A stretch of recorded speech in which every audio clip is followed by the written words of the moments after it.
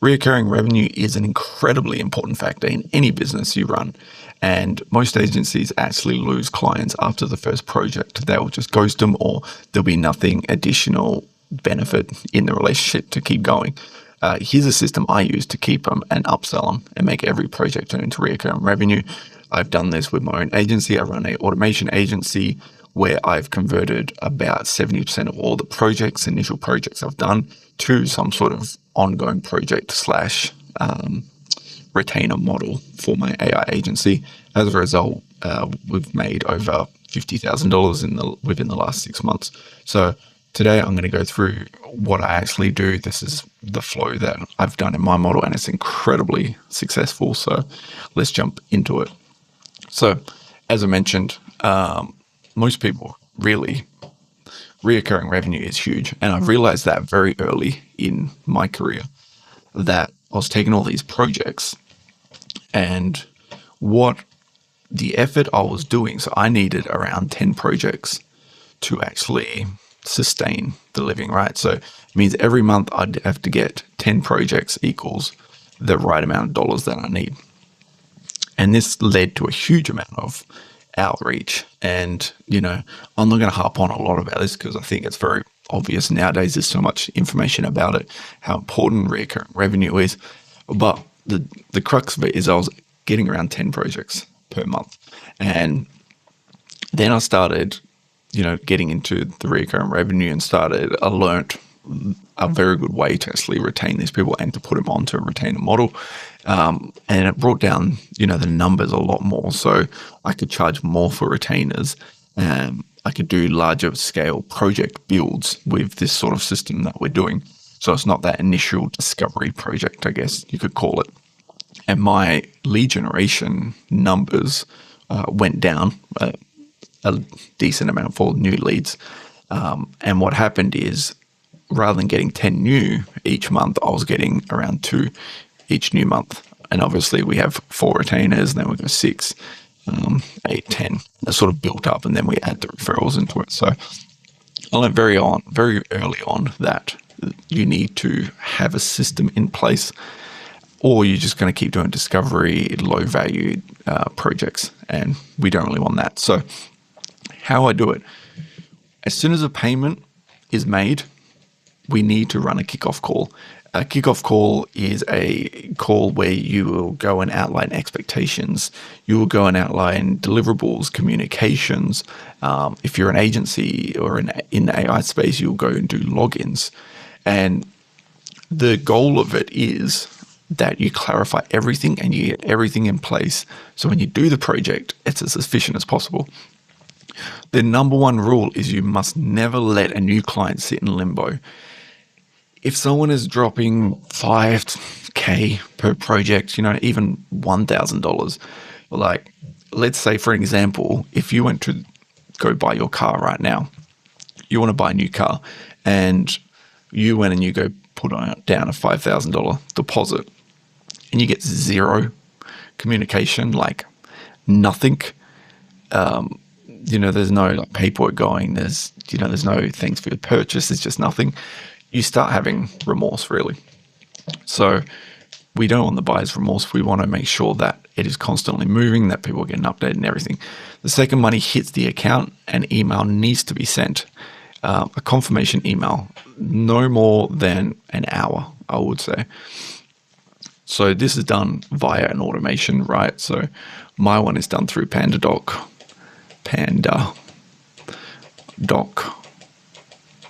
So the moment it equals paid, it triggers the automation, and the automation will send this confirmation email. It shares a kickoff link, and it collects any information that we need from the client, such as logins, and also sort of, like expectations. So the moment it's paid, kickoff call, instantly, hey, thanks for the payment, welcome team, look forward to getting started with you. Can you just fill out, here's a link for the calendar, put in whenever you're ready to go. And, can you just fill out a couple of these questions, which is on a type form. When they fill out the form, you want to run the kickoff call within 48 hours is usually the golden rule. So 48 hours for a kickoff call, 48 hours for your first win. When you're doing the kickoff call, it's not really about you. And as weird as that sounds, it's about what they want measured in numbers. So often people will go into these kickoff calls and, they're showing all these technical things and, look at, I'm going to build this and this is going to be amazing and you're going to love it. And they will, granted, they're excited, but they're sort of aware of that. The point of the kickoff call is to clarify and put it all on the table and to make sure you get deliverables of what they want. You don't want to do the project and then, imagine doing a project a month in, and I say this from experience. You do a project and a month in and you deliver it and they go, that's not what we wanted. And it sucks. I'm not going to sugarcoat it. It does suck. So you need to make sure that you lay everything out. Have I got logins? Have I got the expectations? This is when you can contact me. I'm available on X platform. What else do we do? If there's any issues, email this email address. I'm going to deliver this. It's going to give you why. This is what we want, correct? And you put it all out. Once you do that and the call is over, you need to deliver something within 48 hours. So a quick win. This can be something so simple as a Loom video. Loom videos are incredibly powerful. There's not a client that I've messaged that haven't gotten excited over a Loom video. You do it and you set the camera up exactly how we're doing now and you just say, hey, awesome, that was a great kickoff call. I've started doing this. Now I've got it mapped out. Even open a whimsical drawing like we've got in here. Map it out and say, okay, cool. I've got it sorted. This is how we're going to build it. We're going to go from flow 1 to flow 2. And then from there, this will probably take about week 1. This will be about week 2. This is what we're planning, by here. And then week 3, we should have the deliverable, which will equal X result. Right? Now imagine doing that and you sign a contract with this person, 5K. It doesn't even need to specifically be automation. It can be any business. And you sign maybe like a marketing agency and you get off the kickoff call and you're like, yeah, I'm really excited. And then I get a Loom video from the owner. Hey, I'm going to do this is what you're doing. You're going to be like, okay, cool. I like it. Cool. This is cool. And it just something as simple as a Loom video is incredibly powerful. You can go one step further and deliver, a very simple system that you've got templatized. Ebooks work fabulously as well, but you just want to hit something within the 48 hours. And I think within the automation space, a Loom video with a whimsical drawing, amazing. So the next one, project workspace. Every client gets the same structure. Kickoff folder, and then the requirement docs, backlog, review, approved, copy paste. It saves you hours. So when you work on them, on these jobs, you ideally want to have a workspace. Ideally, if they can be involved in the workspace, the project management board, to show what you're working on, that's ideal. The clients love to actually see, I am working on task 1, week 1, and, in progress, maybe set up through monday.com. You can do it through ClickUp. There's a bunch of project management softwares. You can even do it in a Slack channel if you add into a Slack channel. There's a Canvas board you can put up there. But you want to do a PM board and a simple folder that's shared for both parties to actually add in assets. So we've got everything sorted.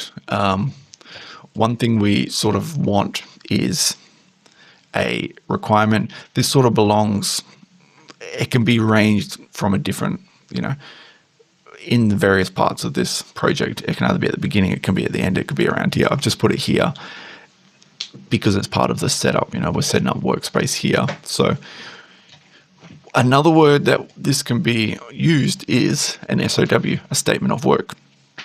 And what this is a criteria checklist. You would have done it in the proposal. You would have said, hey, I'm going to build this, which delivers Y.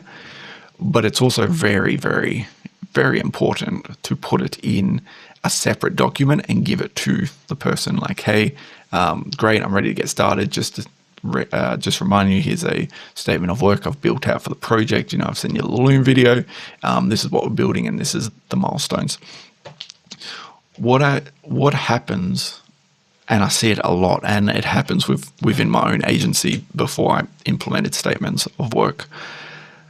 We would sign a contract, and the contract is, there's deliverables on it. It's like week 1, I'll deliver this, deliver 2, deliver 3. And you have your deliverables, but it's not super in-depth.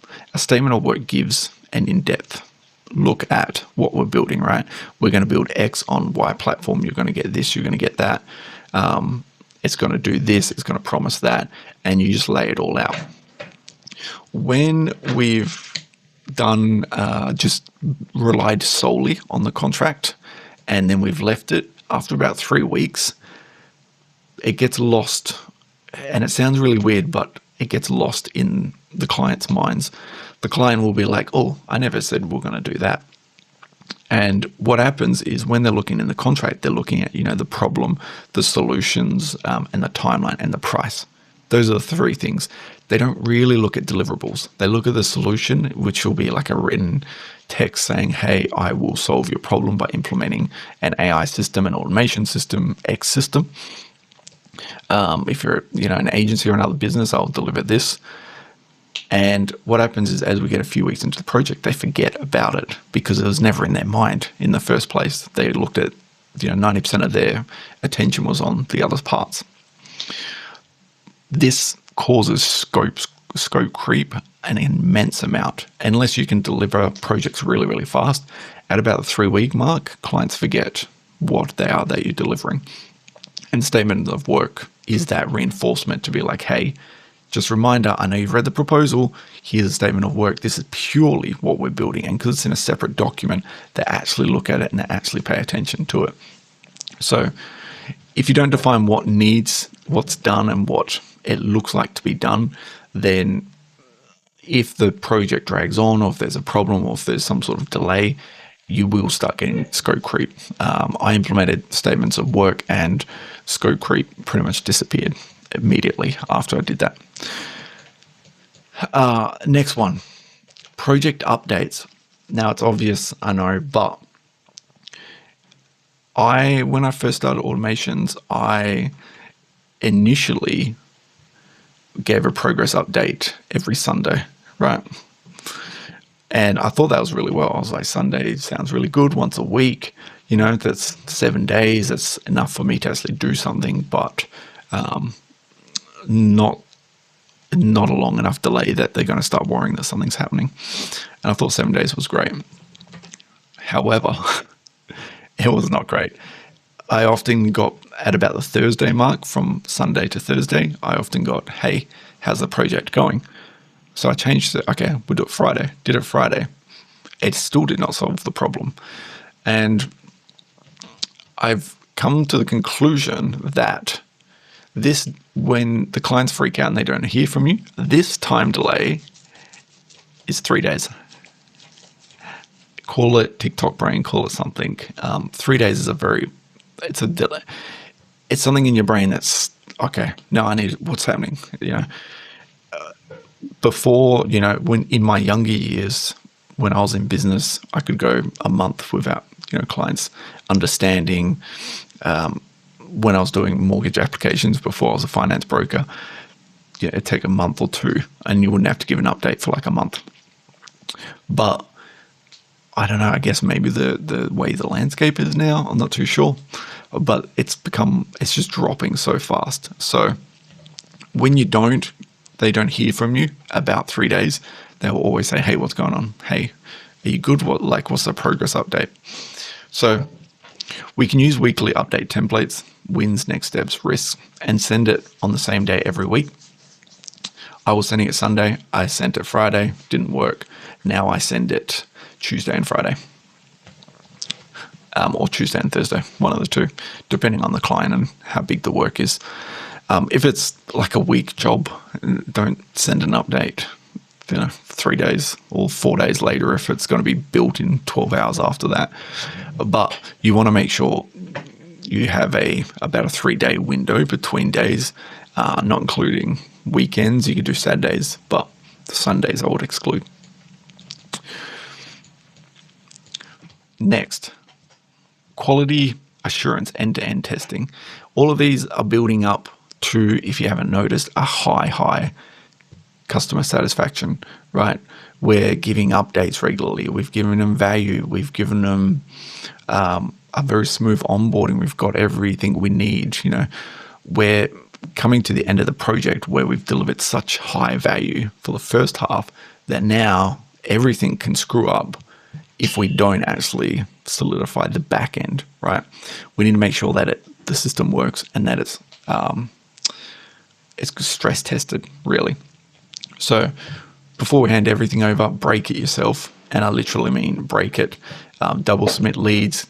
If it's a lead submission form, double click it, see what happens. Cancel the meetings. Give it a exuberant amount of enrichment data to see if it actually can do it. Now, we say this because so many people, if you're in the automation space, there is so many people that forget there is rate limits on nearly every platform.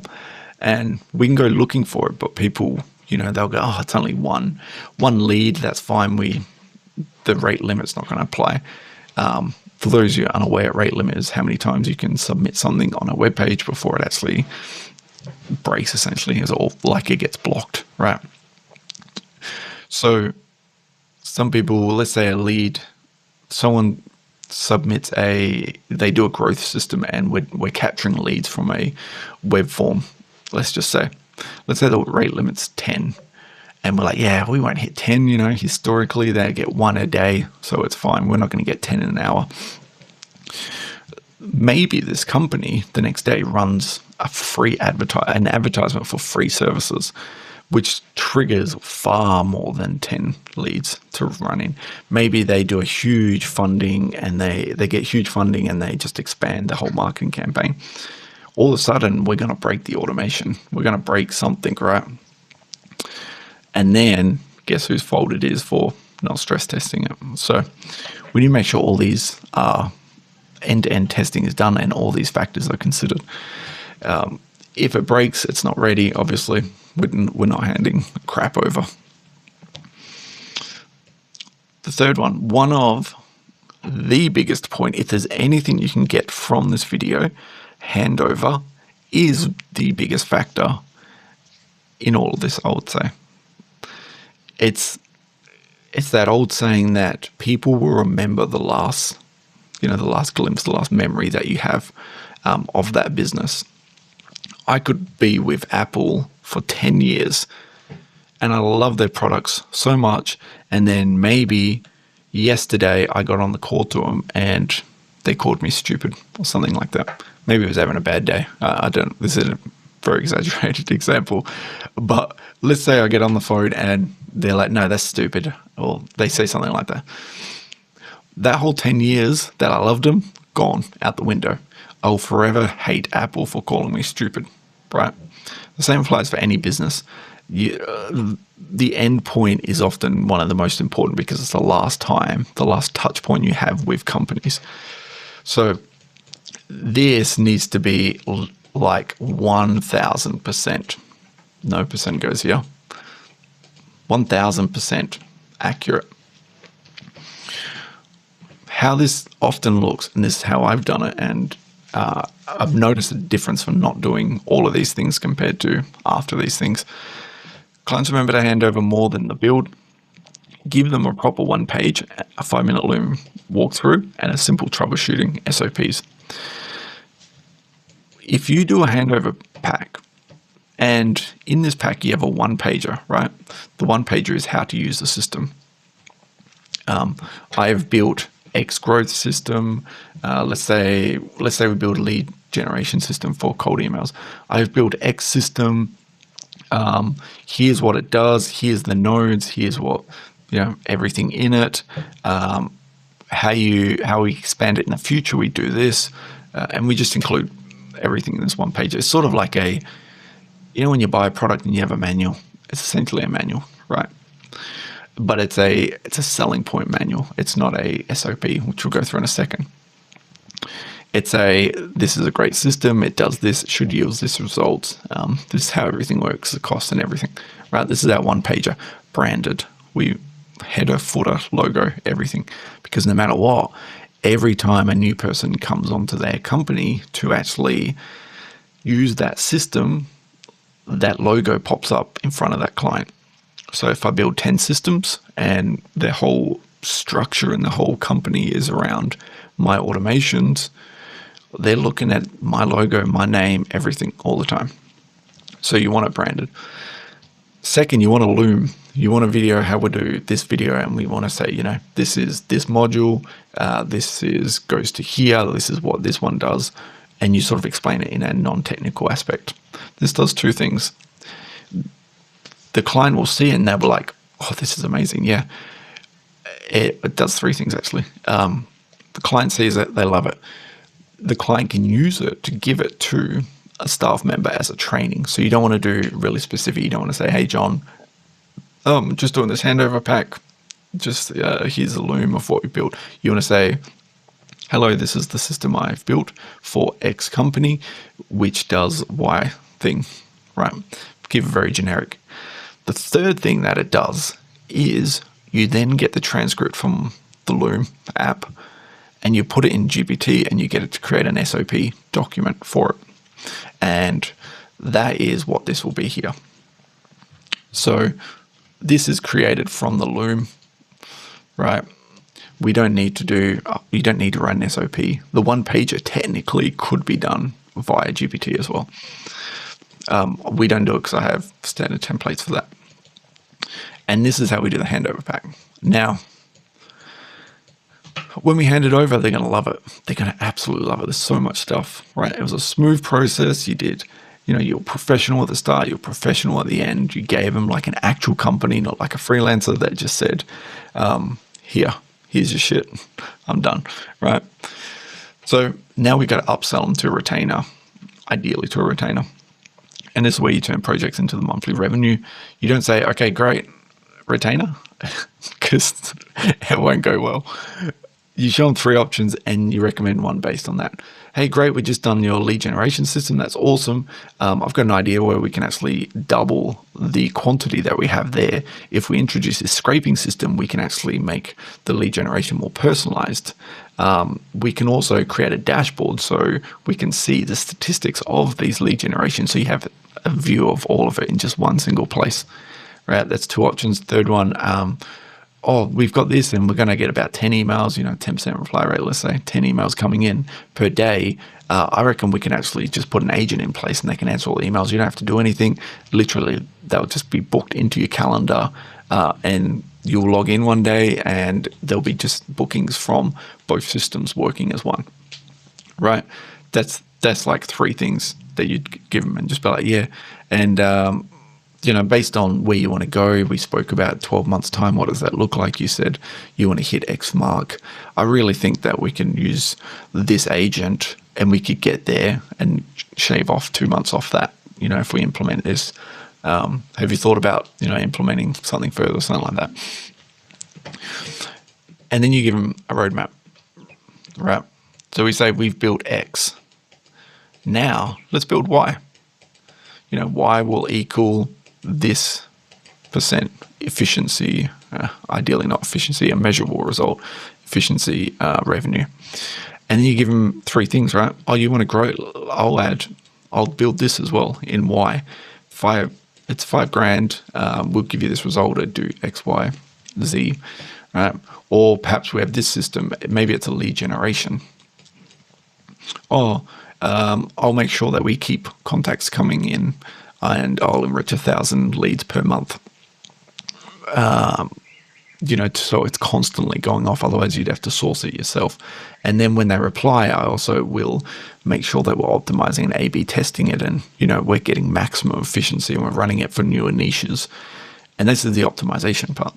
The health part will be, I'll make sure it doesn't break. And I'll host everything. I'll host the platforms. I'll host the mailbox. I'll front it all. and then you just pay me the retaining cost to keep it all running, essentially. If it breaks, I'll fix it. If you need something changed, one change a month, I'll fix it. You just send the request to me.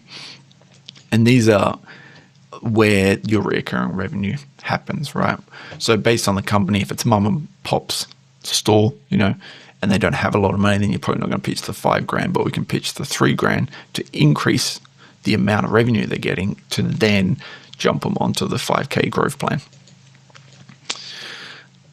And finally, 2 weeks after you send a review, you show the results and numbers, you propose the next quick win, and it locks in retention and prevents churn. You always want to provide a 14-day post-review. You want to make sure that after they build, you check in 7 days after and you say, hey, is everything going good? Are you all right? This A, keeps you on top of their memory. B, sets you up for the next thing, which we're going to go through. C, they get to test the system, and if they like it, they may want more, right? So we do one at the 7-day, and one at the 14-day. We just send in quick check-ins, reviews, and there may be some changes. You don't want to scope it out to be like, hey, I'll change it. If you don't like it, I'll change it, because that's a whole nother job. You complete your scope that you did, and you just offer it. If it breaks, I'll fix it, and you check in. Keeps you top of mind. If we get to 14 days and they're all okay, hey, now this is great, I love it, you say, perfect.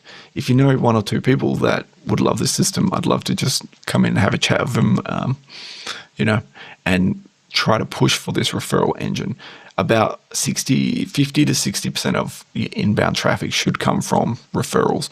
Automation is incredibly exciting to everyone. They should be excited. Oh my God, I don't have to do this work, and this robot's doing it for me. They should get excited if you do a good job. So why wouldn't they say, hey, Bill, Sarah, I have this robot that does this. Like, do you want it? I know this guy that can put it in. It's really amazing. And that's where you sort of sell them. Hey, if you know one or two people, happy to knock off. Maybe I'll knock off a $5,000. I'll give it to you for $4,000 if you refer someone, something like that. But sweeten it with credit or donation, something. And it really is the easiest way to get your clients. So this is really where that was my end screen. This is really the I don't want to say 5 steps, we had more steps than that, but this is really the system that I use personally to actually continue these retainers.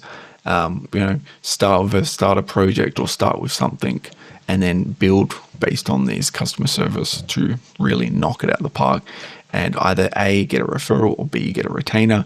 Either way, that starter project, if you can get even a referral, that's still extra people that you haven't had to go out and lead gen for. So hopefully that helps. I have resources down below. Check them out. If you want to talk to me or any of my team, all the links are down below. So have a fabulous day.